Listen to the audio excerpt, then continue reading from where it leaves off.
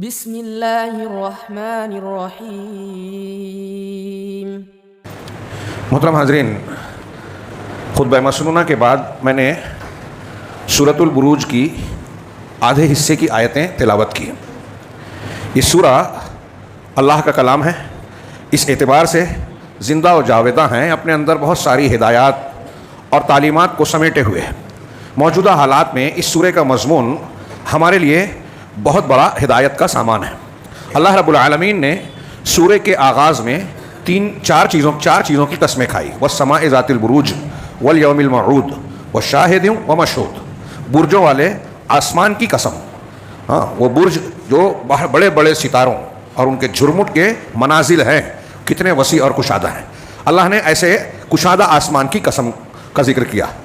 Volume الموعود، اور یوم موعود، اس دن کی قسم جس کا وعدہ کیا گیا ہے، یعنی قیامت کے دن کی قسم، جب اللہ رب العالمین ہر چھوٹے بڑے کو، دنیا میں پیدا ہونے والے تمام لوگوں کو پھر سے زندہ کرے گا، اپنے سامنے پیش کرے گا، اور سارا اختیار اس دن صرف اللہ کے ہاتھ میں ہوگا، مالک یوم الدین۔ ظالم، مظلوم، نیک، بد، ہر کسی کا حساب و کتاب ہوگا اور اس کے عمل کا بدلہ دیا جائے گا۔ اس میں تقریر یوم حساب بھی ہے کہ قیامت کا دن قائم ہونا ہے اور اسے پیش آنا ہے، جہاں ہر کسی کے اعمال کا بدلہ ہوگا، اچھا ہو اور برا ہو۔ وشاہد و مشہود، شاہد اور مشہود، شاہد گواہ کا معنی، مشہود جس چیز کی گواہی دی جائے۔ اس میں بارے میں کئی تفصیل ہیں کہ شاہد سے مراد انبیاء اور رسول ہیں، مشہود سے مراد ان کی قومیں یا قیامت کا دن ہے، شاہد سے مراد ایک حدیث میں ہے کہ جمعہ کا دن ہے، مشہود سے مراد یوم عرفہ ہے۔ یہ بھی تفسیر لیں، جامع تفسیر یہ ہے کہ جس کے اندر گواہ کی صلاحیت ہے۔ قیامت کے دن اللہ تبارک و تعالیٰ انبیاء کو، نبی صلی اللہ علیہ وسلم کو اور امت کو لوگوں کے لیے گواہ بنائے گا۔ فَكَيْفَ إِذَا جِئْنَا مِنْ كُلِّ أُمَّةٍ بِشَهِيدٍ وَجِئْنَا بِكَ عَلَىٰ هَٰؤُلَاءِ شَهِيدًا، ہر امت سے شاہد ہوگا۔ تو کچھ لوگوں نے اس سے اس کی تفسیر کی ہے، اس کی بھی قسم کھائی شاہد و مشہود کی۔ اللہ رب العالمین نے ان قسموں کو کھا کر کیا بیان کیا؟ قُتِلَ أَصْحَابُ الْأُخْدُودِ۔ اخدود، خد کی یا اخدود کچھ لوگ کہتے ہیں کہ یہ واحد ہے، جو بھی معنی ہو، اس کا معنی ہے خندق، زمین میں جو بڑے بڑے لمبے گڑھے کھودے جائیں اس کو اخدود کہیں گے۔ اصحاب الاخدود ہلاک کیے گئے، ان کا برا ہو، یہ ان کے خلاف دعا یعنی بد دعا ہے۔ کون سے اخدود؟ خندقیں النار ذات الوقود، وہ خندقیں جو آگ والی تھی، بڑی بھاری آگ جلائی گئی اس میں، النار ذات الوقود، ایندھن والی، یعنی خوب ایندھن جمع کر کے لکڑیاں یا جو بھی ہو اس کو بڑی آگ بنایا گیا۔ قتل اصحاب الاخدود النار ذات الوقود اذ هم علیہا قعود، جبکہ وہ اس پر بیٹھے ہوئے تھے، یعنی تماشا دیکھ رہے تھے۔ اس کی تفسیر میں صحیح مسلم کی حدیث اور قصہ واقعہ آپ نے سنا ہے۔ عام طور سے مفسرین نے اصحاب الاخدود کے ضمن میں یمن کا یہ واقعہ نقل کیا جو 5ویں-6ٹھی صدی ہجری کا بتایا جاتا ہے۔ وہ یہ 6ٹھی صدی ہجری کہہ رہا ہوں، عیسوی کا، یا اس سے پہلے حضرت عیسیٰ علیہ السلام کے آمد کے 100-150 سال بعد کا، یا کچھ آگے پیچھے، کہ یمن کے علاقے میں ایک بادشاہ تھا، اس کا ایک جادوگر کاہن تھا جس کی مدد وہ اپنی بادشاہت میں لیا کرتا تھا۔ وہ بوڑھا ہو گیا تو اپنے بادشاہ سے کہا کہ مجھے کوئی ذہین فتین بچہ دے دیجئے تاکہ میں اپنا علم اسے سکھا دوں، اس لیے کہ مجھے اب اپنا آخری وقت لگتا ہے، میرا وارث رہے، کوئی سکھانے والا نہیں رہے گا، اس لیے بہتر ہے کہ ابھی سے ایسا بچہ فراہم کر دیا جائے۔ بادشاہ نے ایسے ایک ذہین ہوشیار بچے کا انتخاب کر کے حوالے کیا۔ وہ اس جادوگر کے پاس سیکھنے کے لیے جانے لگا۔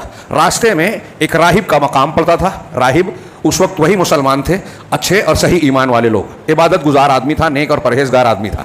بچہ اس کے پاس ٹھہرتا، اس کی تعلیم بھی اسے پسند آئی، لہٰذا وہ اس کے پاس رک کر جادوگر کے پاس جاتا۔ اس ضمن میں تفصیل ہے کہ جب دیر ہوتی تو کیا ہوتا، جادوگر کو، راہب کو بتایا کہ گھر والے بھی پوچھتے ہیں، وہ بھی پوچھتا ہے، کہا ٹھیک ہے۔ اب جب گھر والے پوچھے تو کہنا جادوگر کے پاس رکا تھا، جادوگر پوچھے تو کہنا کہ گھر والوں کے پاس رکا تھا۔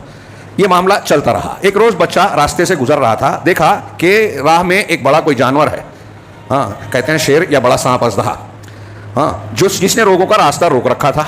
بچے نے ایک پتھر اٹھایا اور اللہ سے دعا کی کہ اے اللہ، اگر راہب کا علم تیرے نزدیک زیادہ بہتر، پسندیدہ اور صحیح ہے تو اس پتھر سے اس جانور کا خاتمہ کر دے۔ اس سے یہ پتہ چلتا ہے کہ اس کا خود کا میلان بھی راہب کی طرف تھا۔ چنانچہ اس پتھر سے اس نے مارا اور وہ جانور مر گیا۔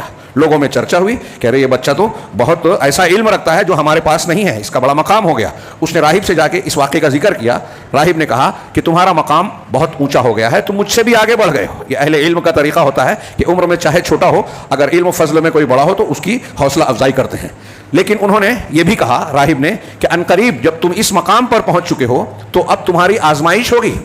یعنی یہ بھی ایک اللہ کی سنت ہے, قانون ہے کہ جو نیکی اور اچھائی کے اونچے مقام پر پہنچے گا اس کا امتحان ہوگا, اسے مشقتوں سے گزرنا پڑتا ہے تاکہ اس کے درجات اور بلند ہو, اجر و ثواب میں اضافہ ہو. بہرحال بچہ مشہور ہو گیا, لوگ اس کے پاس آتے, یہ ایمان کی شرط رکھتا اور ان کا علاج کرتا. چنانچہ ایسے لوگ جو اندھے ہوتے, برس کی بیماری میں مبتلا ہوتے, بڑے بڑے مریض جن کا علاج اطباء کے لیے بہت مشکل ہوتا تھا, وہ بچے کے پاس جاتے, بچہ دعا کرتا اور ان کو شفا ملتی. یہ سن کر بادشاہ کا ایک مصاحب, دربار میں رہنے والا ایک وزیر جو نابینا تھا, وہ بھی پہنچا اور اس نے کہا کہ تم جو چاہو میں تمہیں دینے کے لیے تیار ہوں, جتنی بھی رقم قیمت کہو, میری آنکھ کا علاج کر دو. تو اس نے کہا کہ مجھے پیسہ ویسا قیمت اور معاوضہ نہیں چاہیے, ہاں اگر تم چاہتے ہو کہ میں تمہارا علاج کروں تو پہلے اللہ پر ایمان لاؤ, تب میں علاج کروں گا. اس نے کہا کہ ٹھیک ہے میں ایمان لاتا ہوں. اس نے دعا کی اور وہ بینا بن گیا. جب یہ دربار میں پہنچا, بادشاہ نے دیکھا کہ کل تک یہ نابینا تھا, آج بینا ہو گیا. پوچھا ارے تمہاری بینائی کس نے لوٹائی؟ کہا میرے رب نے. تو کیا میں نے؟ کہا نہیں, میرا اور تمہارا رب اللہ ہے. نہیں بلکہ میرے رب اللہ نے. کہا میرے علاوہ بھی تمہارا کوئی رب ہے؟ غور کیجئے کہ گویا اس کو اپنے رب ہونے کا فرعون کی طرح دعویٰ تھا. کہا میرے علاوہ کسی اور کو رب مانتا ہے؟ کہا میرا اور تیرا دونوں کا رب اللہ ہے. چنانچہ اس کو گرفتار کیا گیا, سخت ایذائیں سزا دی گئی, ٹارچر کیا گیا. اس نے بچے کا نام لیا کہ ایسا ایسا معاملہ ہوا. بچے کو حاضر کیا گیا, کہا تمہارا جادو اس مقام تک پہنچ گیا کہ تم اندھے کو بینا بناتے ہو, بیماروں کا علاج کر رہے ہو؟ تو اس نے کہا کہ میرے ہاتھ میں کچھ بھی نہیں ہے, اللہ رب العالمین کرتا ہے, میں دعا کرتا ہوں. تو کہا یہ اللہ کون؟ کہا میرا اور تمہارا رب اللہ ہے. چنانچہ اس کو بھی سخت اذیت دی گئی. اس نے بھی راہب کا تذکرہ کر دیا کہ یہ علم میں نے راہب سے حاصل کیا. اسے حاضر کیا گیا, اس سے بھی یہ کہا گیا, اس نے بھی اللہ کو رب کہا, اس کے رب ہونے کا انکار کیا. نتیجہ یہ نکلا کہ اس نے آرے سے اس راہب کو چیروا دیا, 2 ٹکڑے میں تقسیم کر دیا. پھر یہی حال اس کا بھی کیا, جو اس کے دربار کا وزیر تھا, آرے سے چیروا دیا ایمان لانے کے پاداش میں. مجھ کو رب نہیں مانا, اللہ کو مان رہے ہو, کٹوا دیا. اور بچے کے بارے میں یہ کہا کہ اسے, کچھ لوگوں کو کہا سپاہیوں کو, پہاڑ کی چوٹی پہ لے جاؤ, اونچائی سے اسے نیچے پھینک دو, قصہ ختم ہو جائے. اسے لے کر وہ لوگ پہنچتے ہیں, چند سپاہی. چوٹی پر جانے کے بعد بچے نے دعا کی, اللہم اکفینیہم بما شئت, اے اللہ تو جس چیز کے ذریعے سے چاہے میری طرف سے ان کے لیے کافی ہو جا, ہاں جو تو چاہے میری طرف سے کافی ہو جا. چنانچہ پہاڑ میں لرزش پیدا ہوئی, حرکت ہوئی, سارے سپاہی گر کے ہلاک ہو گئے, بچہ بچ گیا. واپس چل کر آیا بادشاہ کے سامنے, کہا کیا ہوا؟ کہا وہ سارے کے سارے ہلاک ہو گئے جن کو تم نے میرے ساتھ بھیجا تھا. بادشاہ نے دوسرا گروہ بھیجا اور کہا کہ اسے بیچ سمندر میں لے جا کے جو ہے ڈبو دیا جائے, پانی میں ڈال دو. لے گئے کشتی میں سوار ہو کر چھوٹی سی, اور جب درمیان میں پہنچے بچے نے پھر سے دعا کی, اے اللہ میری طرف سے ان کے لیے کافی ہو جا. چنانچہ کشتی پلٹ گئی, سب ڈوب گئے, بچہ نکل آیا اور پھر پہنچا. یہ دیکھ کر بادشاہ حیران ہوا. یہ کوئی کہانی قصہ نہیں ہے, کچھ لوگوں کو اس پر اعتراض ضرور ہوتا ہے, لیکن یہ صحیح مسلم اور مسند احمد کی صحیح روایت ہے. چنانچہ بچے نے بادشاہ کے سامنے جب اپنے آپ کو پیش کیا تو بڑا حیران ہوا, اور خود بچے نے کہا کہ اگر تم مجھے قتل کرنا چاہتے ہو, اگر مجھے قتل کرنا چاہتے ہو تو اس کی ترکیب میں تم کو خود بتاتا ہوں. کہا وہ کیا؟ کہا مجھے سولی پر لٹکاؤ, درخت سے باندھ دو اور ایک تیر مجھ کو مارو, یہ کہتے ہوئے بسم اللہ رب الغلام, اللہ کے نام سے جو اس بچے کا پروردگار ہے, اللہ کے نام سے جو غلام کا رب ہے, اس بچے کا رب ہے, یہ کہہ کے مجھے مارو تو میں مر جاؤں گا. اور ایسا کرنے کے لیے تم سارے لوگوں کو جمع کرو. سارے لوگوں کو بادشاہ نے اکٹھا کیا اور اس نے ویسا ہی عمل کیا جیسا بچے نے بتایا تھا. تیر مارا, بچے کے گلے پہ لگا اور وہ وہیں انتقال کر گیا. اس نے وفات پائی, مر گیا. یہ قصہ, واقعہ اور منظر دیکھ کر حاضرین میں جو بڑا جم غفیر تھا اس شہر کے لوگوں کا, جن کا بادشاہ یہ بنا بیٹھا تھا, ان سب نے کہا کہ یہ بچے کا عجیب و غریب معاملہ ہے, اور واقعی یہ سچا تھا. سب نے کہا کہ ہم بھی بچے کے رب پر ایمان لاتے ہیں. انہوں نے ایمان لے آیا.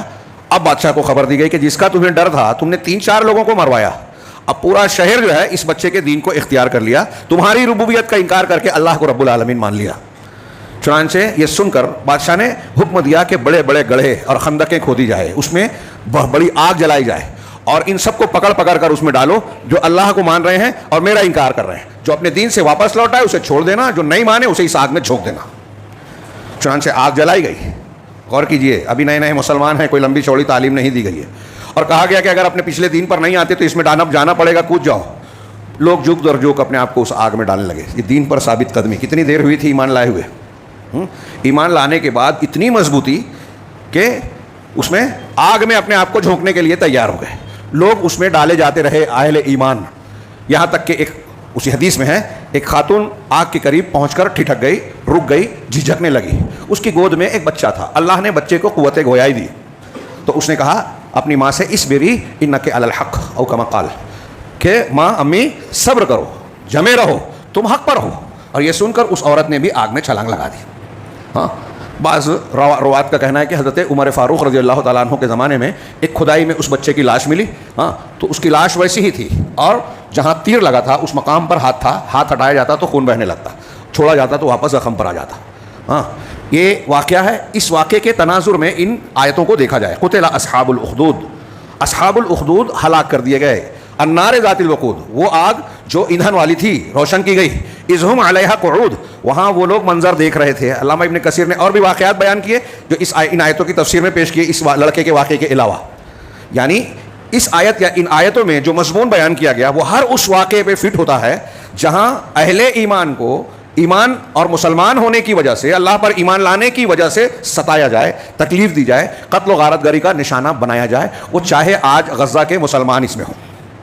ہاں, کہ یہاں خندقیں بنا کے مار کر خندقیں بنائی جا رہی ہیں, بموں کی بوچھار کی جا رہی ہے, دھمکی دی جا رہی ہے کہ پورا علاقہ خالی کر دو ورنہ سب کو نیست و نابود کر دیا جائے گا. اس طرح کا جو معاملہ ہے کہیں بھی ہو ان پر یہ فٹ آتا ہے. ہاں, اللہ نے کہا کہ یہ ایندھن اخدود خندقوں والے آگ جس کو انہوں نے روشن کیا اور اس میں ایمان والوں کو جھونکا, النار ذات الوقود اذ ہم علیہا قعود, جبکہ وہ بیٹھ کر تماشا دیکھ رہے تھے, جبکہ وہ اس پر بیٹھے ہوئے تھے. یعنی مطلب اپنے سامنے تماشا دیکھ رہا. آج پوری دنیا غزہ کی تباہی کا تماشا دیکھ رہی ہے, کچھ تصویروں کے ذریعے سے, کچھ خبروں کے ذریعے سے, اقوام متحدہ میں بیٹھ کر یا کسی اور مقام پر زبانی جمع خرچ کر رہے ہیں. کچھ لوگ جو ہیں ایک طرف ہلاکتوں کی مذمت بھی کرتے ہیں, ہاسپٹل پر بچوں عورتوں کی ہلاکت پر مذمت بھی کرتے ہیں, انسانیت کا مظاہرہ اور نمائش کرتے ہیں, اور دوسری طرف جنگ کرنے والے, بم گرانے والے کی مدد بھی کر رہے ہیں. جنگ روک پانے میں سارے کے سارے ناکام ہیں. کیا مسلم حکمراں, کیا اقوام متحدہ کے دوسرے لوگ. ہاں, بیانات دے رہے ہیں, صرف بیانات, اور اس سے کوئی فرق نہیں پڑ رہا ہے. اذ ہم علیہا قعود, جبکہ وہ اس ہلاکت کا, آگ میں ڈالے جانے کا تماشا اپنی آنکھوں کے سامنے دیکھ رہے ہیں, بیٹھے ہوئے ہیں. وَهُمْ عَلَىٰ مَا يَفْعَلُونَ بِالْمُؤْمِنِينَ شُهُودٌ, اور مومنوں کے ساتھ جو کچھ بھی وہ لوگ کر رہے تھے اس کے گواہ تھے, موجود تھے, وہاں حاضر تھے, سارے کے سارے دیکھ رہے ہیں. وہ چاہے اصحاب الاخدود کا واقعہ ہو. یہ نبی کریم صلی اللہ علیہ وسلم سے جب کہا جا رہا ہے, یہ تسلی دی جا رہی ہے کفار مکہ کی دشمنی اور عداوت کے مقابلے میں کہ آپ کو ستا رہے ہیں, ظلم ڈھا رہے ہیں, تو یہ پہلے کے واقعات میں آپ کے لیے عبرت ہے. پچھلے واقعات کا تذکرہ اللہ نے قرآن میں کس لیے کیا, کہ یہ ہمارے لیے عبرت کا سامان بنے. ہاں, یہ معلوم پڑے اور اللہ رب العالمین کے پر ایمان رکھنے والے بندوں کے لیے یہ تسلی کا سامان ہو, مرہم بنے, اور یہ یقین ہو کہ اچھے کا انجام اچھا ہی ہونا ہے, برے کا انجام برا ہی ہونا ہے, اور یوم حساب تو طے شدہ ہے, بدلہ دیا جائے گا, کوئی بچے گا نہیں اگر ظلم کرتا ہے اور توبہ نہیں کیا. وَهُمْ عَلَىٰ مَا يَفْعَلُونَ بِالْمُؤْمِنِينَ شُهُودٌ وَمَا نَقَمُوا مِنْهُمْ إِلَّا أَن يُؤْمِنُوا بِاللَّهِ الْعَزِيزِ الْحَمِيدِ. اور ان لوگوں نے ان مومنوں کو کیوں ستایا, کیوں انتقام لیا, عذاب میں مبتلا کیا, صرف یہ گناہ تھا ان کا کہ انہوں نے اللہ پر ایمان لایا. العزیز الحمید, یہاں اس نام کا کافی اہل علم نے, مفسرین نے مناسبت بتائی ہے. عزیز جو غالب ہے, اپنا فیصلہ نافذ کرنے کی قوت رکھتا ہے, اسے کوئی روک نہیں سکتا, اس کے حکم کو کوئی ٹال نہیں سکتا. حمید جو لائق تعریف اور حمد والا ہے, جس کے اندر خوبیاں ہیں, جو اچھوں کو اچھا بدلہ دیتا ہے. اور عزیز غالب ہے, دنیا کی کوئی طاقت کتنی بھی شریر ہو جائے, طاقتور ہو جائے, وقت کی سپر پاور اپنے کو کہے, کچھ بھی ہو جائے, اللہ رب العالمین کے لیے اس کی کوئی حیثیت نہیں ہے, اس پر غالب ہونے والا ہے. تو انہوں نے انتقام اس لیے لیا, وَهُمْ عَلَىٰ وَمَا نَقَمُوا مِنْهُمْ إِلَّا أَن يُؤْمِنُوا بِاللَّهِ الْعَزِيزِ الْحَمِيدِ الَّذِي لَهُ مُلْكُ السَّمَاوَاتِ وَالْأَرْضِ. وہ اللہ جس کا آسمان و زمین, جس کی ملکیت ہے, ساری سلطنت اس پہ اس کی قائم ہے, اختیار اس کا ہے. یہ کیا سمجھتے ہیں بچ جائیں گے, بڑی طاقت ہو گئی ہے, ان کے پاس بم ہتھیار ٹیکنالوجی ہے تو یہ محفوظ رہیں گے. ہاں, اللہ رب العالمین آسمان و زمین کا سارا اختیار, سلطنت, اس کے حکم کے بغیر ایک پتہ نہیں ہلتا, اس کے حکم سے کوئی باہر نہیں جا سکتا, کوئی سرتابی نہیں کر سکتا. الذی لہ ملک السماوات والارض واللہ علی کل شیء شہید, اور اللہ ہر چیز پر گواہ ہے, شہید ہے. باریک سے باریک, موٹی سے موٹی کوئی بھی بات ہو, کوئی چیز اس سے چھپی اور مخفی نہیں ہے. اور جب مخفی نہیں ہے, یہ کیسے ہو سکتا ہے کہ وہ انصاف کرنے والا, وہ عادل ذات مظلومین کی آہ کو نہ سنے, ظالموں کو یوں ہی چھوڑ دے, ناممکن ہے. السلام علیکم. ویڈیو پسند آنے پر اپنے دوستوں کے ساتھ واٹس ایپ اور سوشل میڈیا پہ ضرور شیئر کریں.